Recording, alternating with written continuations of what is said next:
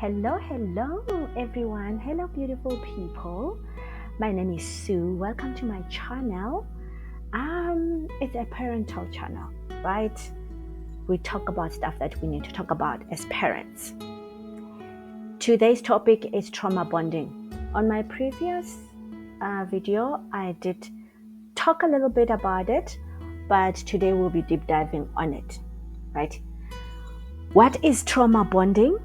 And how do we get to be trauma bonded with someone, right? A lot of people came to me and say, well, I'll be working. If I meet somebody, clearly I won't know that they have trauma. So, how do I go about knowing that this person is not right for me? We all don't know, right? Until you get into the relationship and you're like, oh God, where am I, right? So I do an example with my mom and dad's marriage, right? My mom didn't understand that she is actually trauma bonded with my dad until the marriage was 37 years old, right? My mom realized that after I, kind of like took her for therapy, and then we just chatted on her life. We dived deep. My mom had me when she was only 17, right? And we kind of like sat down and we talked about stuff, right? We kind of like really, really deep dived. I know that in other cultures, and traditions, you can't talk to your parents. People, they're like, yeah, you're disrespectful. How dare you ask me that, right? It's very helpful because if I didn't do that with my mom, she was not going to be able to kind of like understand, that the relationship that she was in for 37 years was abusive, right?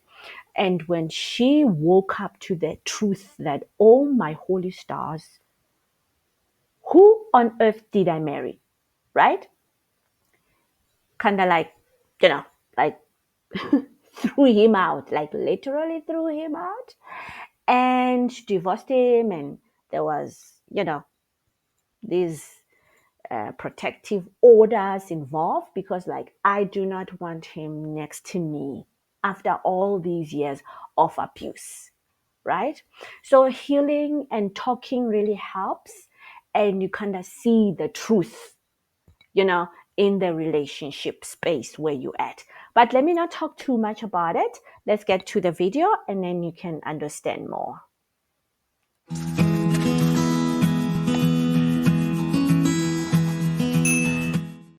Hi Psych2Goers, and welcome back to another video.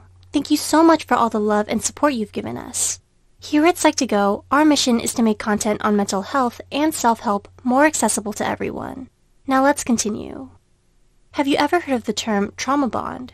According to Dr. Patrick Carnes, a trauma bond is defined as dysfunctional attachments that occur in the presence of danger, shame, or exploitation. This is the most common in narcissistic relationships. Remember though, while it is common, these relationships do not have to be romantic. With that being said, here are 6 signs of a trauma bond. 1. Your relationship is unpredictable. Do you feel yourself constantly walking on eggshells? Are you scared to interact with them because you don't know how you'll be treated? This may indicate a trauma bond. One of the difficult aspects of a trauma bond is that their attitude towards you can change on a daily basis.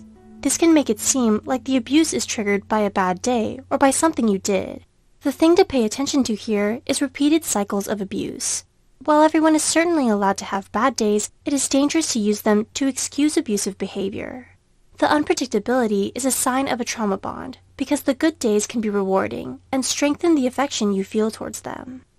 2. They constantly betray you, but you still give them another chance. Do you often repeatedly betray yourself to get love and approval from someone? Do they regain trust in you, either by excuses, explanations, and apologies, even though they've broken their promises so many times? If so, this could be evidence of a trauma bond, and this can leave you feeling worthless, helpless, stressed, anxious, and more. The reason betrayals can impact you so much is because they are most often by people you trust and love. To want to trust them, give them chances, and continue loving them is understandable. But when the trust becomes blind and destructive, the relationship is no longer healthy. 3. You feel responsible for their happiness. Are you willing to sacrifice anything to make your relationship work? Do you squash your own will and desire just to keep them satisfied? You work so hard to find a reason to stay, to the point where your sense of self may go out the window. If you can relate to this, have you ever wondered why you may do so? Well, the cycles of abuse in trauma bonding also include reoccurring periods of reward.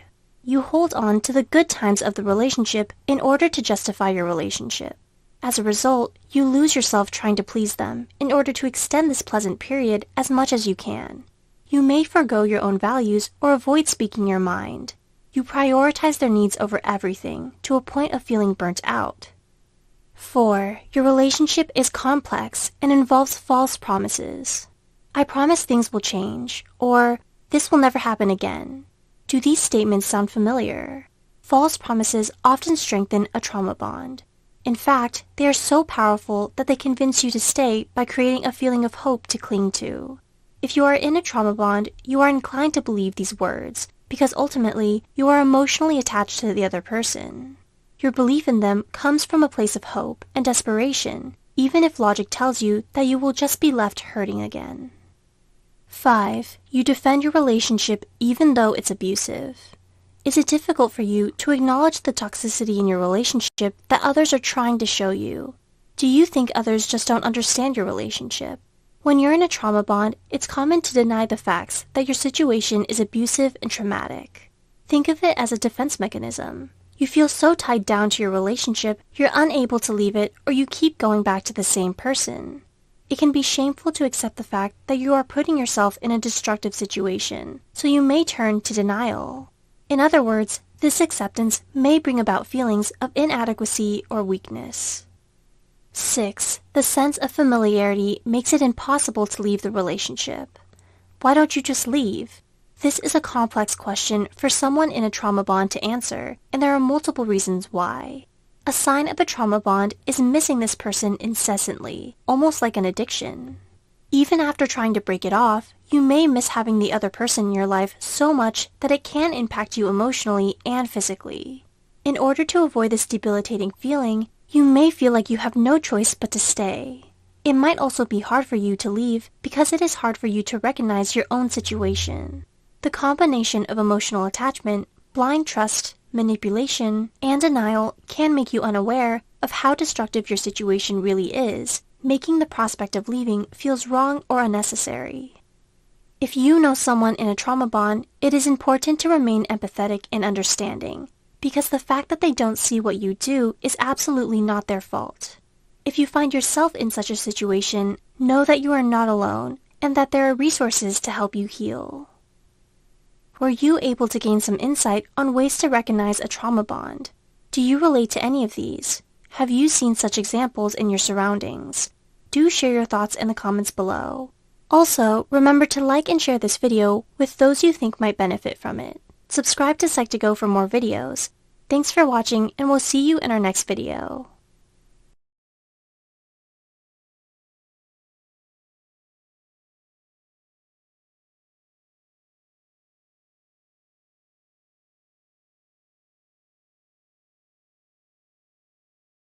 A trauma bond is a strong emotional connection that occurs in abusive relationships. It's when, despite the mistreatment and abuse, the victim forms an intense emotional tie with the abuser. In our previous videos, we discussed the signs that you're in a trauma bond and how to recognize it. Now, let's talk about how to escape from it and be in the healing process. That's our topic for today. Recognize that you are in a trauma bond. In medicine and psychiatry, treatment always comes after a diagnosis. To heal a trauma bond, we must recognize the trauma bond. To know if you're really in one, check out our previous video, Signs of a Trauma Bond, Not Love. Trauma bonds were initially defined as an emotional bond between the victim of abuse and the perpetrator. The first step to healing a trauma bond is to recognize that there is abuse in your relationship. If you know that you have a trauma bond, there is a difficult but necessary decision to make. Abuse rarely stops.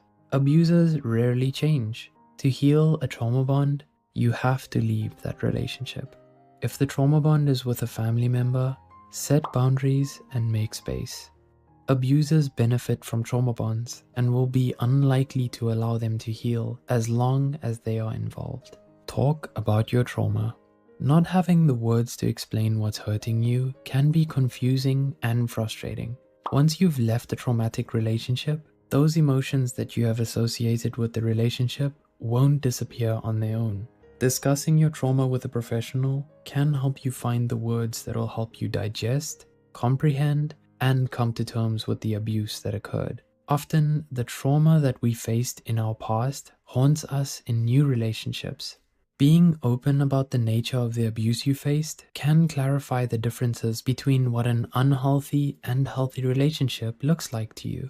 If you've suffered verbal abuse in the past, whether from an ex, a friend, or a family member, telling your new partner about it can help you set the boundaries you need to feel safe. By being open about it with the people who really matter to you, you can build a support system. Abusers will often try to control your other relationships. They will try to make it difficult for you to be able to rely on anyone else in any capacity.